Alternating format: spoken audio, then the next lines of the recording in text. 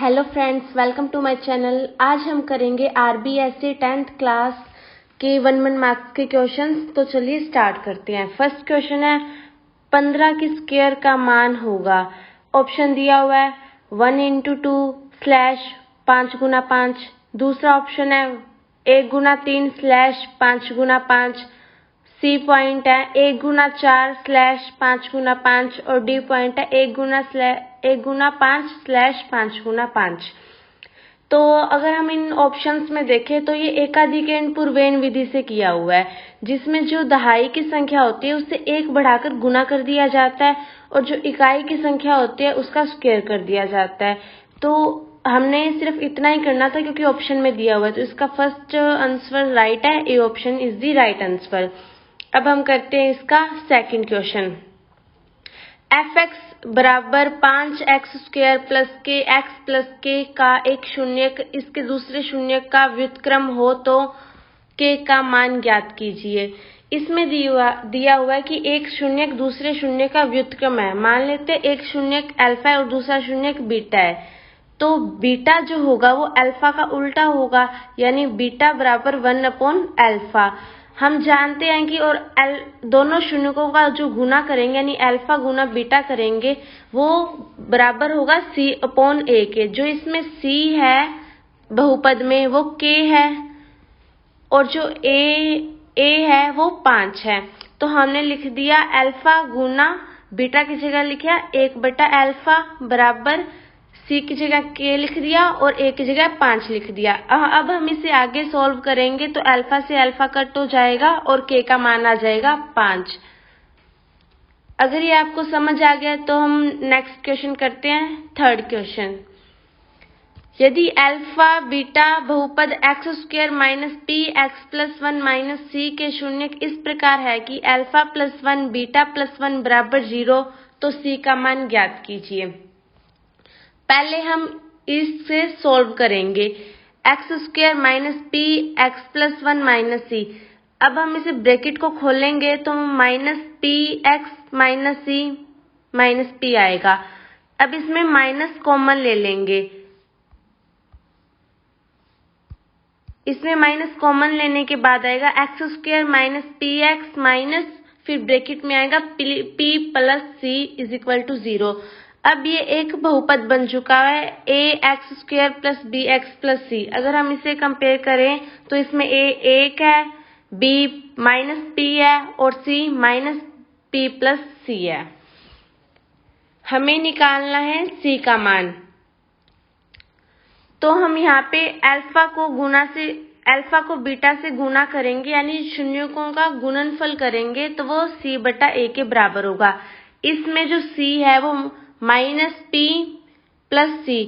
अगर हम इसे आगे खोलेंगे तो ये आएगा -p - c और जो इसमें a है वो है 1। तो हमने नीचे 1 लिख दिया। तो अल्फा गुना बीटा आया -p - c और हम अल्फा प्लस बीटा करेंगे यानी शून्यकों का योग करेंगे तो वो होगा -b/a के बराबर।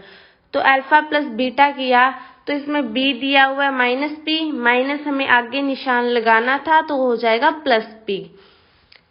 हमें आगे दिया हुआ है कि अल्फा + 1 बीटा + 1 0 के बराबर है।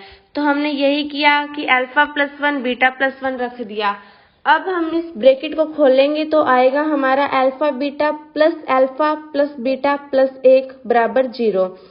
हम इसे आगे सॉल्व करेंगे तो हमें पता है अल्फा बीटा का मान है -p - c, तो हम ये रख देंगे और अल्फा प्लस बीटा का मान है p, तो हम ये रख देंगे +1 की जगह +1 रख देंगे। -p से +p कट हो जाएगा तो -c बराबर आएगा -1 के। तो इसका उत्तर हो जाएगा c बराबर 1। अब हम चलते हैं नेक्स्ट क्वेश्चन पे। क्वेश्चन नंबर 4, tan² 60 डिग्री का मान ज्ञात कीजिए। हम जानते हैं कि tan 60 डिग्री का मान होता है √3। तो tan² 60 डिग्री का मान क्या होगा? √3 का स्क्वायर। तो इसका आंसर आ जाएगा 3। ए ऑप्शन इसका सही आंसर है। फिर नेक्स्ट क्वेश्चन है, एक ऊर्ध्वाधर छड़ की परछाई खंबे की ऊंचाई के बराबर है तो सूर्य का उन्नयन कोण ज्ञात कीजिए। यानी जो खंबे की लंबाई है वो हम मान लेते हैं कि x है, तो उसकी छाया भी x हो जाएगी, क्योंकि इन्होंने बताया है कि परछाई और लंबाई दोनों बराबर है, तो उसका उन्नयन कोण यानी ये वाला कोण हमें ज्ञात करना है। तो अब हमें पता होता है कि tan थीटा होता है वो लंब बटे आधार के बराबर होता है। हमें दिए हुए लंब और आधार बराबर है, हम मान लेते हैं कि लंब x है तो आधार भी क्या हो जाएगा, x हो जाएगा, क्योंकि वो दोनों बराबर है। तो x से x कट जाएगा और 1 आ जाएगा। tan थीटा बराबर 1। हमें पता है कि 1 को हम tan 45 डिग्री लिख सकते हैं, तो tan थीटा बराबर tan 45 डिग्री, तो थीटा का मान आ जाएगा हमारे पास 45 डिग्री। तो इसका राइट आंसर है ए ऑप्शन। नेक्स्ट क्वेश्चन है हमारे पास, बिंदु 3,4 की y अक्ष से दूरी ज्ञात कीजिए। अगर हमें y अक्ष पूछा है तो हमें x के निर्देशांक बताने हैं, यानी x यहाँ पे 3 है तो हम इसका सही आंसर कर देंगे 3। अगर यहाँ पे हमें x अक्ष से दूरी पूछी होती तो हम y के निर्देशांक बताते। नेक्स्ट क्वेश्चन है हमारा, DE समांतर है BC के, यहाँ पे हम देख सकते हैं ये समांतर है।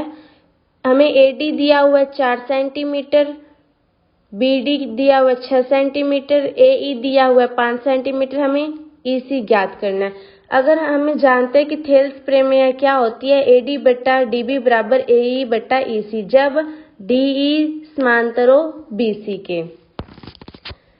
अब हम इसमें इसके मान रख देंगे, 4/6 बराबर 5/x, तो यहाँ पे आ जाएगा 4x बराबर 5 गुना 6।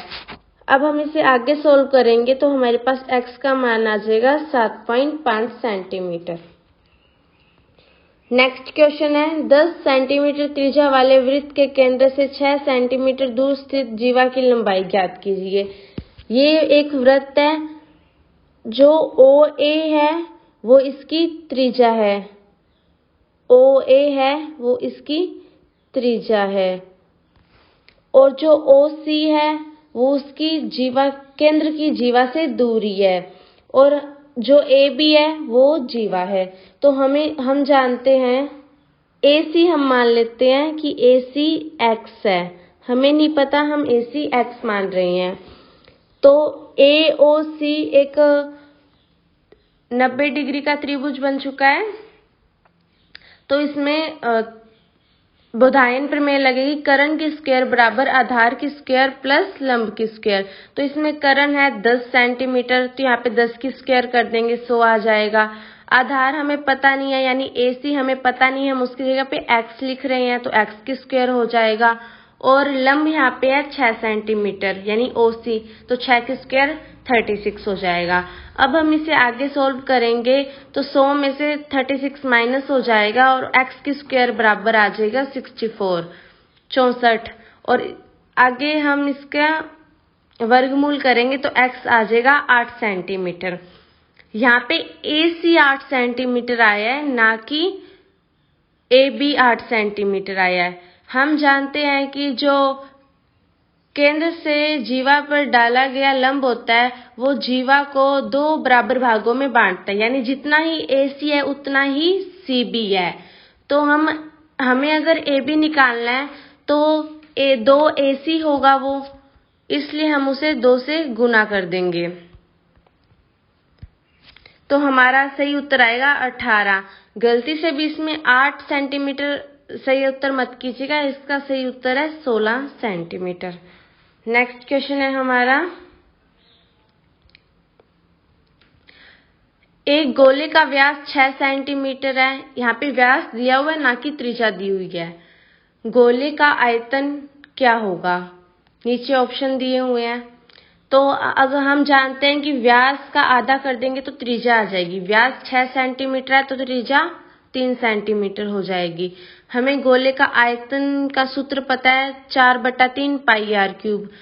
4/3 की जगह 4/3 रखेंगे। पाई की जगह हम 22/7 या 3.14 नहीं रखेंगे, क्योंकि यहाँ पे जो उत्तर का मान दिया हुआ है वो पाई में दिया हुआ है, इसलिए हम पाई को पाई ही रहने देंगे। और r की क्यूब, यहाँ पे 6 की क्यूब आप बिल्कुल मत कीजिएगा, क्योंकि 6 है वो व्यास है, व्यास का आधा त्रिज्या होती है। त्रिज्या की क्यूब होएगी 3 गुना 3 गुना 3 यानी 27। अब हम इसे आगे काटेंगे तो हमारा आंसर आएगा 36 पाई सेंटीमीटर क्यूब। यहाँ पे आप सेंटीमीटर क्यूब लगाना न भूलें। नेक्स्ट और ये लास्ट क्वेश्चन है हमारा, निम्न श्रेणियों का माध्यक मूल्य ज्ञात कीजिए। ये हमें कुछ संख्याएं दी हुई है, श्रेणी है ये, इसका हमें माध्यक ज्ञात करना है। तो सबसे पहले हम इसे अवरोह क्रम यानी असेंडिंग ऑर्डर में अरेंज कर लेंगे। मैंने पहले से इन्हें अरेंज किया हुआ है। इन सारी मैंने संख्याओं को गिना, 1 2 3 4 5 6 7 8 9, ये सारी संख्याएं कुल मिलाकर 9 है, यानी ये विषम संख्या है, n का मान विषम है। तो इसका माध्यक का जो सूत्र लगेगा n+1/2वां पद लगेगा। और अगर संख्या सम होगी तो इसका कोई और होगा आंसर, इस पे ये सूत्र नहीं लगने वाला अगर संख्या सम होगी तो। यहाँ पे लिखे है n+1/2वां पद, तो n का मान है हमारा 9 + 1 कर देंगे, बट्टे में 2 बराबर आ जाएगा 10/2, तो इसका सही उत्तर आ जाएगा 5वां पद। अब यहाँ पे हम देखेंगे 5वां पद कौन सा है, 1 2 3 4 5, 5वां पद है 190, तो इसका माध्यक हो जाएगा 190। आज की वीडियो देखने के लिए धन्यवाद। आशा है कि आपको ये वीडियो समझ आई होगी। बने रहिए हमारे साथ, इसे लाइक और शेयर कमेंट करना न भूलें। धन्यवाद।